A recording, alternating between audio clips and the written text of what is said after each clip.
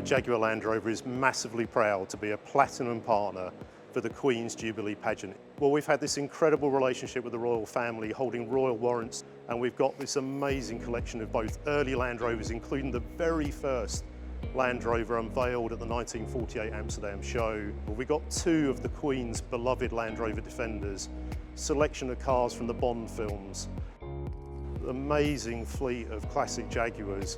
We're delighted to announce that we're gifting a brand new Defender 130 to Her Majesty the Queen to commemorate her 70 years of tireless service to the British people. And this is going straight to the British Red Cross to be used in disaster zones around the world and around the UK as required.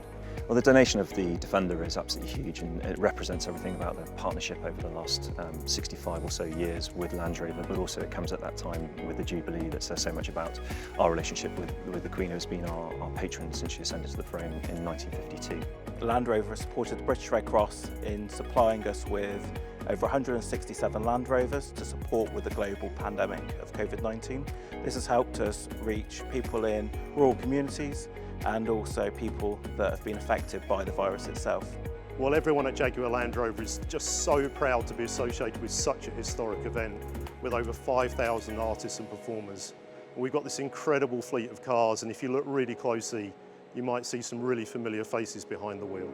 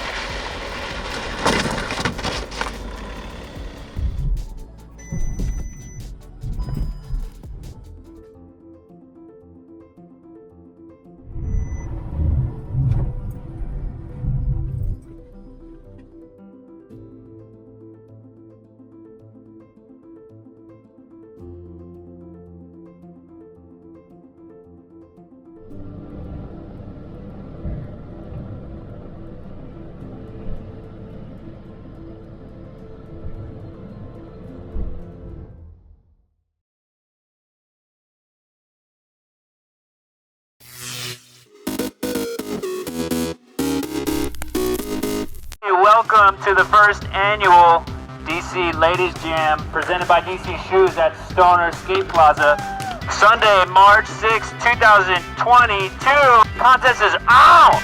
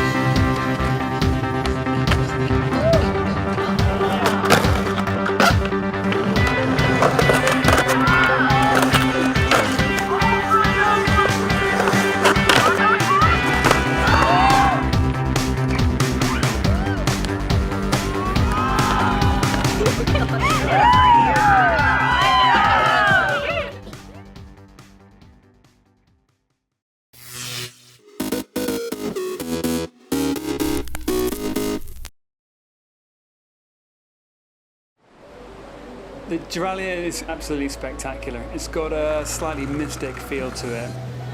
To win the race, you need to be perfect in everything. There's no compromise. You have to be focused all the time. It is the most prestigious race, I think, in the Mediterranean. Passion, tradition, and a respect for continuity. Values which have always typified the Rolex Jiralia. In mid-June, this famous fixture in Mediterranean sailing returns with its 3-day inshore series, followed by the renowned 241 nautical mile offshore race. For the first time in 3 years, the event, organised by the Yacht Club Italiano in collaboration with the Société Nautique de Saint-Tropez, will again see Saint-Tropez take centre stage. The picturesque town of France's Côte d'Azur is much loved by sailors, in part due to its rich nautical heritage. For nearly 70 years, the Rolex Jiralia offshore race has provided a platform for Corinthian sailors to test themselves against elite professional crews. Following the Saint-Tropez send-off, the fleet races to La Formique turning mark, and then to the iconic Jiralia Rock off the northern tip of Corsica, the undeniable symbol and alluring reference point for the entire race. From here, as fatigue often sets in, comes a testing leg to the finish off the illustrious port of Genoa. In recent years, around 200 diverse entries from over 20 nations have been attracted by the charms and challenges this race can offer. For the frontrunners, the race record of just under 15 hours set a decade ago will be an enticing target. The main prize of overall victory is decided on handicap, where preparation, teamwork, skill and dedication are fundamental to success. The 69th Rolex Jiralia offshore race commences on the 15th of June.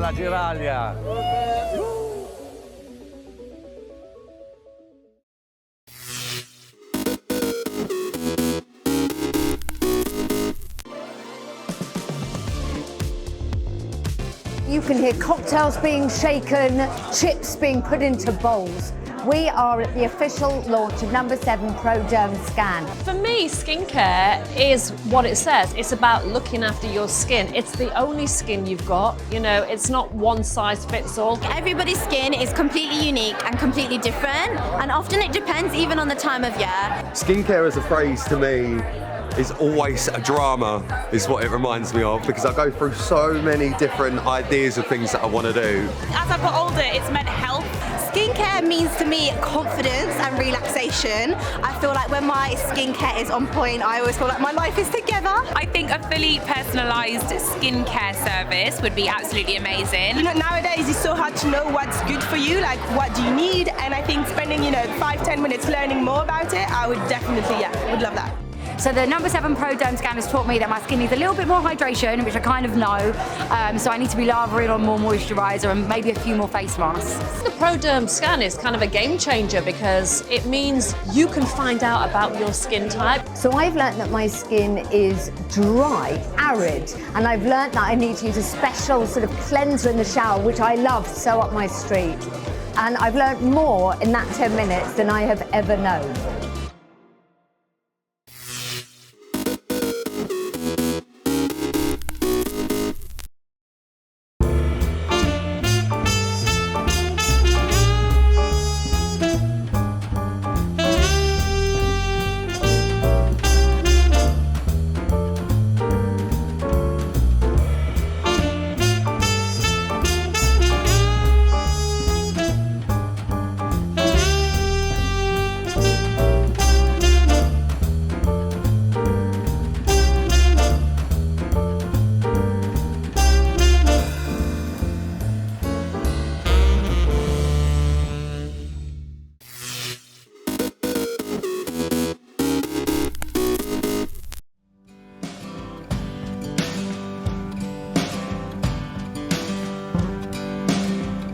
Hi, my name is Christopher Coleman. I competed in the sport of 4-man bobsled in the 1992 Olympic Winter Games in Albertville, France, and in 1994 in Lillehammer, Norway.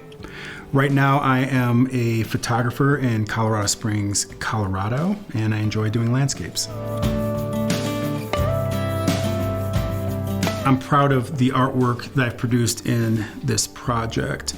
The purpose of these photographs is to highlight the athlete who is training in Colorado Springs and enjoying the beautiful landscape in this area. As an artist, belief is having trust in yourself that you have done. I've taken the photos over and over again. I've done the homework. I've done all the hard work ahead of time until you ultimately get a result that you're happy with. And hopefully at the end of the day, something that the viewer, someone who is looking at my photograph, can understand and relate to. I can say that as an athlete, I was hyper-focused, I was dedicated, I was determined. As an artist, I would consider myself, very, very contemplative, very, very thoughtful, very determined. The Olympic values influence my work in a number of ways. The first thing that comes to mind is persistence. For this particular project, I had to be very, very persistent in going out to various venues, shooting that venue in morning light, in evening light, sometimes with a subject, sometimes without, going back and trying to figure out exactly what do I want to achieve. And it's just about being persistent and trying different things over and over and over again until I get the result that I'm happy with.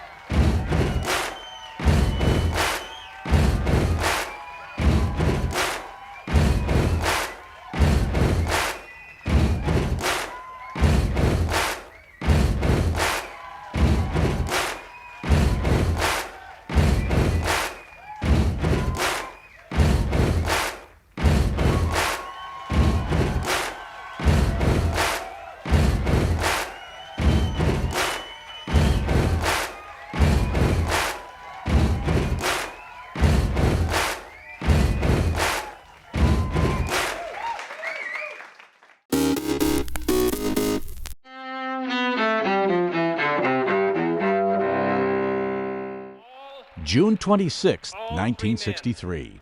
During the Cold War, President John F. Kennedy visits what's then West Berlin, showing solidarity with its citizens against communism. As a free man, I take pride in the words, Ich bin ein Berliner. The visit takes place exactly 15 years after the start of an American-led airlift to West Berlin aimed at breaking a Soviet blockade. 1945. In San Francisco, 50 countries signed the United Nations Charter, the governing blueprint for the international organization formed after World War II. 2000. After a decade of work, rival scientific teams complete the first rough map of the human genetic code. Michael Morgan is with the Wellcome Trust Genome Campus.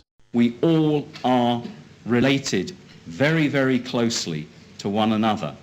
There are more differences in an ethnic group than there are between ethnic groups, at least at the level of DNA. 1870. In New Jersey, the first section of Atlantic City's famed boardwalk, running about a mile long, opens to the public. And 1925.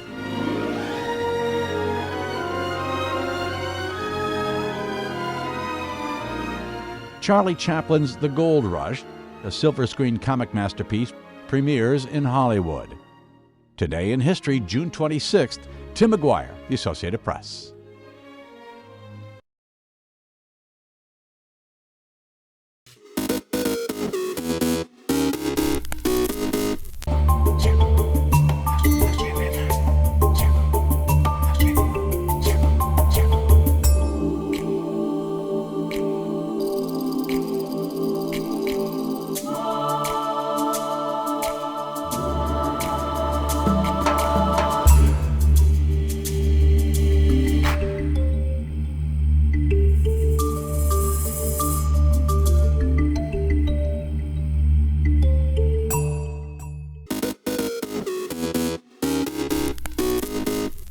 Welcome back in our studio, and in today's news,